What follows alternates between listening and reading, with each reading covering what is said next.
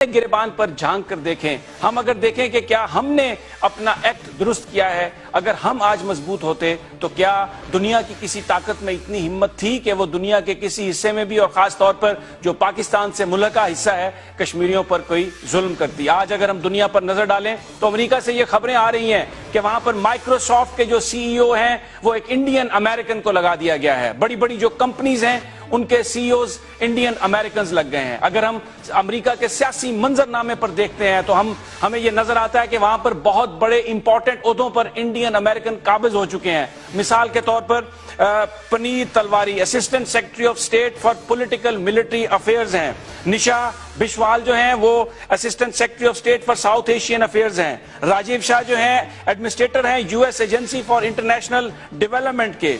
इस्लाम Siddiqui chief agriculture negotiator US trade representative.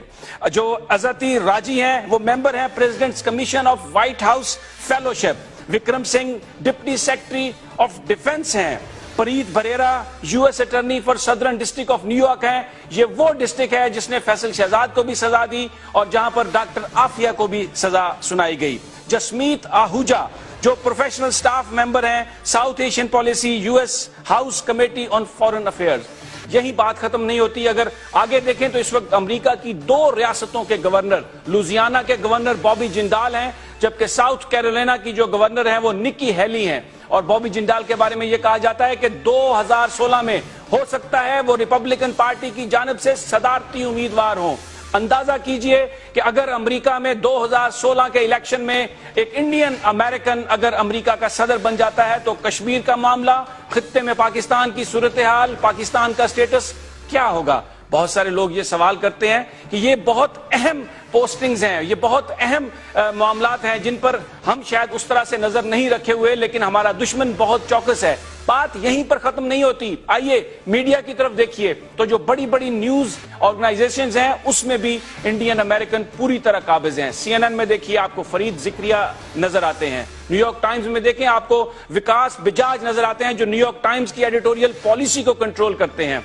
CNN में फिर दोबारा नजर डालें तो आपको जैन वीर जी नजर आती हैं, संजय गुप्ता नजर आते हैं। बहुत जो इंपॉर्टेंट मीडिया आउटलेट्स जो दुनिया में परसेप्शन क्रिएट करती हैं वहां पर भी इंडियन अमेरिकन पूरी तरह काबिज हैं। लेकिन हम ये आज सवाल उठा रहे हैं कि हम कहां खड़े हैं। क्या हमने अपना निज़ाम एजुकेशन बेहतर बनाया? क्या हमारे इंफ्रास्ट्रक्चर्स ने कोई ऐसे नौजवानों को प्रोड्यूस किया जिन्होंने जाके दुनिया में पाकिस्तान का नाम बुलंद किया हो? पाकिस्तान का जो ख्वाब देखा था कायद ने, शायद हम उसकी ताबीर को अभी तक ढूंढने में मसरूफ हैं। हमारे साथ मौजूद हैं आज जनाब शहजाद चौधरी साहब, जनाब सज्जाद मीर साहब और जनाब आगा फारूक साहब। इनसे हम ये जानने की कोशिश करेंगे कि अगर दुनिया में इस ऑनस्लॉट का हमने मुकाबला करना है तो फिर हमें अपने अंदर क्या तब्दीलियां लाना होंगी या हमने गलतियां कहां की। अस्सलाम वालेकुम जनाब शहजाद चौधरी साहब। जी वालेकुम अस्सलाम। शहजाद चौधरी साहब, दुनिया का ताकत का पॉलिटिकल ताकत का मंबा यूरोप और अमेरिका है। इस वक्त वहां पर मुकम्मल तौर पर जो अमेरिकन इंडियंस हैं वो काबिज नजर आ रहे हैं, जो पॉलिसी साझीदार हैं वहां पर वो चले गए हैं। इन हालात में हम जो कश्मीर की बात करते हैं या रीजन में अपने स्टेटस की बात करते हैं, क्या वो पूरा हो सकता है ख्वाब हमारा?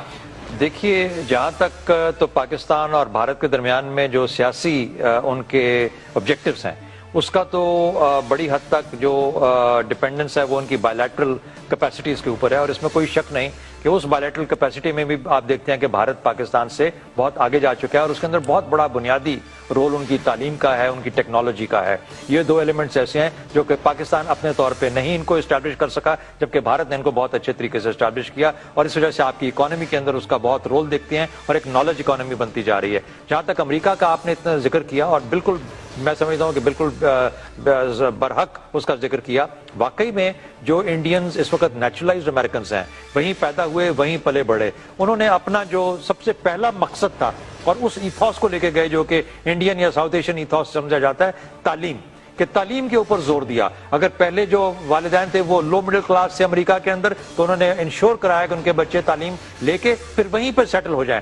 ہمارے ہاں کچھ عجیب سی ایک سینسٹیوٹی ہوتی ہے کہ پہلے یہ ہے کہ ہمیں امریکہ جانا مشکل ہوتا ہے, وہاں پہ جاتے ہیں تو پھر کہتے ہیں کہ اپنے ملک واپس آ کے آپ وہاں پہ خدمات انجام دیں.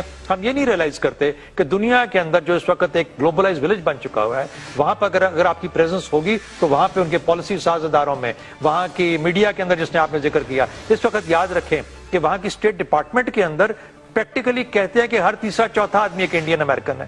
تو اگر یہ بات ہے تو ان کی پالیسی کی جو نوانس ہوگا وہ کتنا پرو انڈیا ہوگا. پھر آپ دیکھتے ہیں کہ ان تمام چیزوں کا انڈیا اور پاکستان کے کانٹیکسٹ کے اندر انڈیا کی جتنی جو ہمارے آپس کے مسائل ہیں انڈیا اور پاکستان کے, انڈیا کی زیادہ سنی جاتی ہے. بے شک اس کے اندر ان کی اکانومی کا بھی اثر ہے, ان کی نیڈ کا بھی اثر ہے جو کہ دنیا ان کے لیے ضرور سمجھتی ہے, لیکن انہوں نے اپنے آپ کو ریلیونٹ بنایا ہے دنیا کے لیے, اور اپنے لوگوں کی وجہ سے جو کہ ڈائسپورا جو کہ دنیا میں پھیلا ہوا ہے, اس نے ایک ایسا امپریشن کریٹ کیا ہے کہ انڈینز بہت پڑھے لکھے, بہت قابل لوگ ہیں, اس لیول پہ پہنچے ہیں جو آپ نے ذکر کیا, اور اس کی وجہ سے ان کی اپنی ایک حیثیت ہے اور ان کی پہچان ہے.